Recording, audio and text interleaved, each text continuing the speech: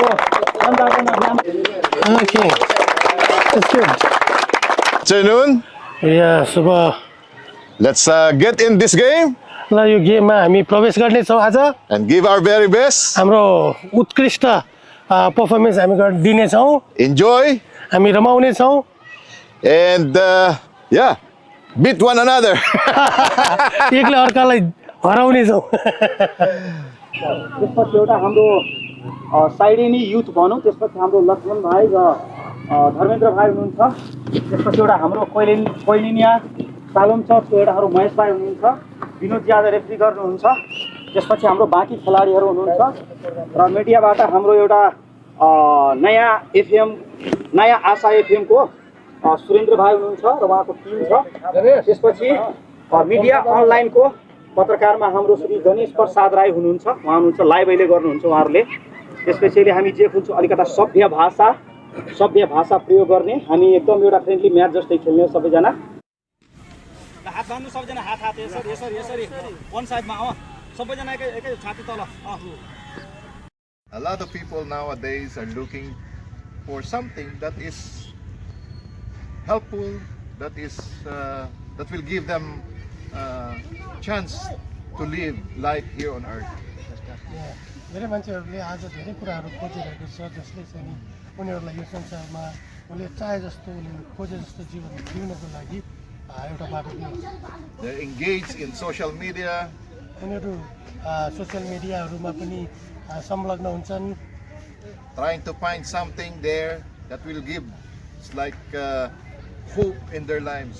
आफ्नो जीवनको लागि केही आशा दिने कुराहरू त्यहाँ खोज्ने प्रयासहरू उनीहरूले They want to be accepted. अनि उनीहरू सबैले स्वीकारिएको हुन चाहन्छन् But you know what? In sports, अनि तपाईँलाई थाहा छ खेलकुदहरूमा it will offer a lot of things for the youth today. अनि यसले चाहिँ नि तपाईँहरूलाई धेरै कुराहरूको बाटो चाहिँ खोल्दछ तपाईँको जीवनमा It will give them a chance to play the game that they love. अनि उनीहरू त्यो खेलले चाहिँ नि उनीहरूलाई त्यहाँ खेल्ने चान्स मौकाहरू पनि दिन्छ जुन उनीहरूले उनीहरूले खेल्न चाहन्छन् And give their very best. उनीहरूले आफ्नो धेरै मेहनतहरू त्यहाँ लगाउँछन् And if the sports can give to the kids today and to the people today, अनि स्पोर्ट्सले खेलकुदले नानीहरूलाई जे कुरा दिन सक्दछ अहिलेको जीवनमा it's the joy of playing. अनि यो चाहिँ खेल्नुको आनन्द हो आनन्द चाहिँ दिन्छ And we believe that through sports, अनि हामी विश्वास गर्छौँ खेलकुदहरूद्वारा they will find the real hope in life. अनि उनीहरूले जीवनको आशा चाहिँ नि सही आशा चाहिँ उनीहरूले And that पत्ता is through लगाउँछ Jesus our Lord. अनि यहाँ चाहिँ नि येशू ख्रीष्ट हाम्रो जीवनको उद्धारकर्ता हुनुहुन्छ उहाँलाई दिनु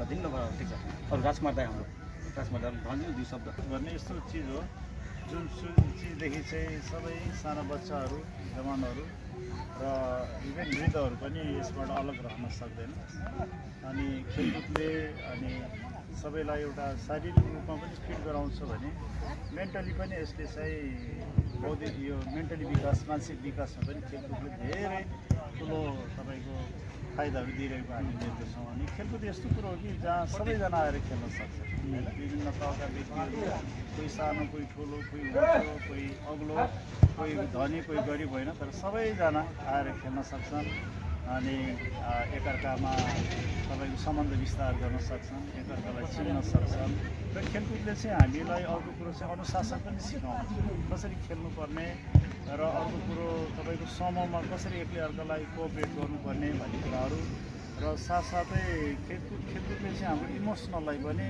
तपाईँको कन्ट्रोल गर्न सिकाउँछ कतिपल्ट हार्दाखेरि चोट लाग्दाखेरि अब निराश हुन्छ यो स्वाभाविक नै हो तर खेलकुद यस्तो चिज हो कि यसले प्यासेन्स भन्ने धैर्यता भन्ने सिकाउँछ यदि गेम पनि हारिरहेको छ भने पनि अन्तिम आवरमा पनि यसले चाहिँ जित्न सक्छौँ है भनेर अन्तिम तपाईँको समयसम्ममा पनि यसले धैर्य गर्नको लागि सिकाउँछ र साथसाथै यो अघि मैले भने जस्तै एउटा टिमवर्क हो यो एक्लै खेल्न सक्दैन सबैजना हातेमालो गरेर एकले अर्कालाई सहायता गरेर खेल्ने यो खेल भएको कारणले गर्दाखेरि एउटा समूहको पनि एउटा विकास यहाँनिर भएको कुरो हामी देख्छौँ सम्बन्धको विस्तार हामी भएको देख्न सक्छौँ र एकले अर्कालाई सहायता गर्ने कुराहरू विकास भएको र साथै विशेष गरी अनुशासन मा विकास भएको कुरोहरू यो खेलकुदबाट हामी देख्न सकिरहेका छौँ र यति भन्दै म यो सबैलाई राम्रो छ हाम्रो जगतलाल मण्डलजी उहाँले पनि 2 शब्द हाम्रो खेलकुदको बारेमा सबै साथीमा नमस्ते नमस्कार देश विदेशमा जति पनि यो लाइभ हेर्नुभएको छ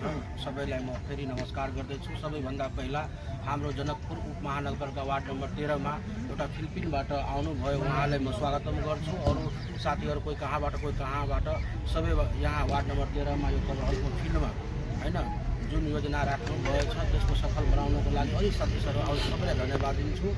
खेलकुद यस्तो छ भने यहाँ विदेशमा मान्छेहरू आफ्नो घर परिवार छोडेर जानुभएको साउदीमा कतरमा त्योहरू के गर्छ 8 घन्टा ड्युटी गरेर कुनै ठाउँमा गएर फुटबल या भलिबल सबै उहाँहरू खेल्छ। उहाँहरूमा पनि म गएर धेरै म उहाँहरूले यो खेलकुदको बारेमा धेरै म चासो म पनि राख्छु उहाँहरूलाई पनि दिन्छु र उहाँ त म सधैँ त यहाँ बस्दैन यहाँ जहिले पनि आउँछु। यहाँ कभर हलको जति पनि साथीहरू छ जहिले पनि यहाँ सरसफाइमा हो या जो पनि हो या खेलकुद कसरी अगाडि बढ्ने हो उहाँहरू प्रत्येक दिन मेहनत गर्छ। त म धेरै धन्यवाद दिन्छु विकाउहरूको सबै कुरा टिमैलाई हैन यस्तो खेल गराउनु पर्यो गर्नु पर्यो। लास्टमा फेरि वेलकम यु नेपाल। धेरै धन्यवाद। र खेलकुद मात्र एउटा खेलकुद होइन तर एउटा हाम्रो नारा पनि छ देशको स्वास्थ्यको लागि खेलकुद र राष्ट्रको लागि पनि खेलकुद।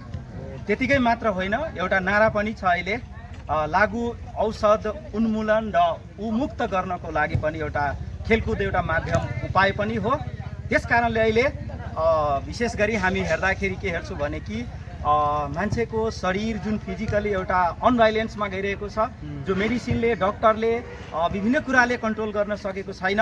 तर लास्ट आवरमा के हुन्छ भने कि फिजियोथेरापी र एक्सर्साइज र ग्राउन्डमै फर्किन फेरि भनिरहेछ। त्यस कारणले म सबैजनालाई आह्वान गर्न चाहन्छु वेलकम टु फोर ग्राउन्ड सबैजनालाई। Yes.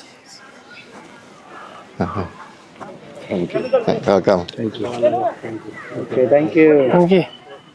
Enjoy. Welcome in Nagpur. Thank you. Enjoy. पहिलोचोटि हो उहाँको हैन त Play well.